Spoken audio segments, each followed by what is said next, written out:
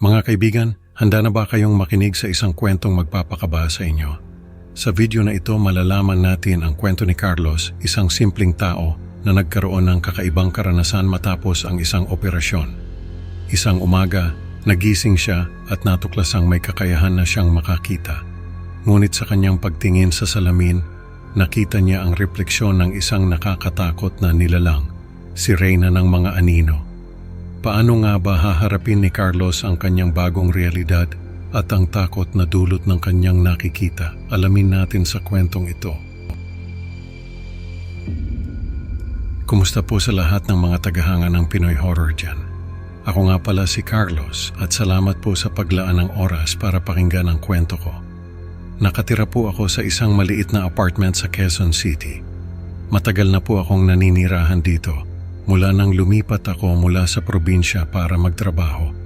Simpleng buhay lang po ang meron ako, pero sapat na para sa akin. Malapit din po ako sa pamilya ko, kahit na mag-isa lang akong nakatira dito. Ang kwento ko po ay nagsimula isang umaga na akala ko'y magiging ordinaryo lang. Madilim pa nang magising ako. Kinapa ko ang aking tungkod sa tabi ng kama at dahan-dahang naglakad papunta sa banyo upang maghanda. Paglabas ko ng apartment, sinalubong ako ng maingay at masikip na kalsada ng Cubao. Ang mga jeepney at tricycle ay naguunahan sa kalsada, habang ang mga tao ay nagmamadali sa kani-kanilang mga gawain. Carlos, kailangan mo ba ng tulong? Tanong ni Aling Senya, ang matandang kapitbahay namin. Ngumiti ako at magalang na tumanggi. Salamat po, Aling Senya, kaya ko na po ito. Habang naglalakad ako, napansin ko ang mga pamilyar na mukha ng mga kapitbahay na nagpapakita ng kanilang pag-aalala. Kaya mo yan, Carlos, bulong ni Mang Tonyo na nagbigay sa akin ng kaunting lakas ng loob. Nagpatuloy ako sa aking lakad patungo sa St. Luke's Medical Center. Iniisip ang operasyong magbibigay sa akin ng bagong pag-asa. Pagdating sa ospital, sinalubong ako ni Angelo, isang nurse, at inakay ako papunta sa isang silid upang maghintay. Sa loob ng ospital, ang malamig na hangin mula sa aircon ay nagbigay ng kakaibang lamig sa aking balat. Ang mga puting pader at malinis na sahig ay nagbigay ng kaunting aliw sa aking nag-aalalang isipan. Dumating si Dr. Efren, ang siruhano, at mabilis na inakay ako papunta sa operating room. Pinahiga ako sa operating table at binigyan ng pampatulog para sa operasyon ng pagbabagong anyo. Habang hinihintay ang epekto ng pampatulog, tinignan ko ang mga ilaw sa kisame at naramdaman ang kabog ng aking dibdib. Kaya mo to, Carlos, bulong ko sa sarili ko. Pagkagising ko, nag-iisa na lamang ako sa silid. Dahan-dahan kong tinanggal ang mga benda sa aking mga mata at sa aking pagkamangha. Natuklasan kong may kakayahan na akong makakita. Sinuri ko ang silid at sa aking pagtingin sa salamin, nakita ko ang refleksyon ng isang nilalang na hindi ko inaasahan, si Reyna ng mga anino. Sa matinding takot, kinuha ko ang isang scalpel mula sa mesa at tumakas mula sa ospital. Ang mga paa ko'y nagmamadali sa bawat hakbang at ang puso ko'y sasabog sa kaba. Habang tumatakbo ako sa mga pasilyo, naririnig ko ang mga sigaw ng mga nurse at doktor na nagtatangkang pigilan ako. Carlos, sandali lang, sigaw ni Angelo. Ngunit ang tanging nasa isip ko ay makatakas sa nilalang na nakita ko sa salamin. Tumakbo ako palabas ng ospital, hindi alintana ang mga sasakyan at tao sa kalsada. Ang tanging layunin ko ay makauwi at magtago. Sa aking pagtakas, nasaktan ko si Dr. Efren na nagtatangkang pigilan ako. Carlos, sandali lang. Sigaw niya, ngunit hindi ko siya pinansin.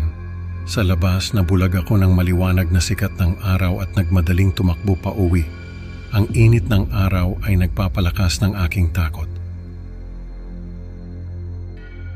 Habang tumatakbo ako, naririnig ko ang mga busina ng mga sasakyan at ang mga sigaw ng mga tao. Anong nangyayari sa kanya? Bulong ng isang ale. Hinabol ako ng imahe ng Reyna ng mga anino at ng iba pang nilalang na nakakabit sa ibang tao. Ang kanilang mga mata ay sumusunod sa bawat galaw ko, hindi ako makawala sa kanilang tingin. Matapos ang 2 linggong pagtatago, nagpasya akong harapin ang aking takot. Ang bawat araw na lumipas ay parang isang bangungot na hindi natatapos. Dahan-dahan kong binuksan ang pinto at lumabas. Ang hangin sa labas ay malamig at may dalang kakaibang enerhiya. Sa aking paglabas, walang senyales ng panganib. Ang mga kapitbahay ko'y abala sa kani-kanilang gawain. Walang alam sa aking pinagdadaanan. Habang naglalakad ako, napansin ko ang mga batang naglalaro sa kalye. Ang kanilang mga tawa ay nagbibigay ng kaunting aliw sa aking naguguluhang isipan. Ngunit sa aking paglingon, nakita ko si Reyna ng mga anino na nakakabit sa akin, bahagi na ng aking sarili. Ang kanyang mga mata ay nag-aapoy sa galit at takot. Sa desperasyon, tinupad ko ang aking pangako sa sarili. Kinuha ko ang scalpel at bulagin ang aking mga mata upang takasan ang bangungot na si Reyna ng mga anino. Naramdaman ko ang malamig na bakal na dumampi sa aking balat at sa isang iglap, ang sakit ay sumabog sa aking ulo. Isang nagdaraang sidante, isang kababata ko, ay nagulat sa ginawa ko. "Carlos, anong ginagawa mo?" Sigaw niya habang tinatakpan ako ng kanyang mga kamay. "Hindi ko na kaya, Dante. Hindi ko na kaya ang takot," sabi ko habang umiiyak. Ipinaliwanag ko kay Dante ang dahilan ng aking pagmumutilate sa sarili. Habang nag-uusap kami, naramdaman ko ang bigat ng kanyang mga salita. "Carlos, kailangan mong harapin ang takot mo, hindi takasan," sabi niya, may pag-asa sa kanyang boses. Natuklasan ko na si Reyna ng mga anino ay ang aking sariling anino lamang, isang bahagi ng aking isipan na nagkatawang tao dahil sa aking takot at pagkabalisa. Ang kwento ay nagtatapos sa akin na nasa estado ng pagkabigla at pagkaunawa sa trahedyang maling akala. Habang ako'y nakaupo sa malamlam na liwanag ng aking apartment, unti-unti kong napagtanto ang katotohanan. Ang aking mga mata na minsang nagbigay ng liwanag ay ngayon ay nagdulot ng kadiliman. Ngunit sa kadilimang yon, natagpuan ko ang tunay na liwanag ng aking kalooban. Mga kaibigan, ang kwento ni Carlos ay nagtuturo sa atin na minsan, ang pinakamalaking takot natin ay nagmumula sa ating sariling isipan. Salamat sa pakikinig at huwag kalimutang mag-like at subscribe para sa mas marami pang nakakatakot na kwento. Can't wait to see you sa susunod na upload. Hanggang sa muli, mag-ingat kayo. Baka ang Reyna ng mga anino ay nasa likod nyo na.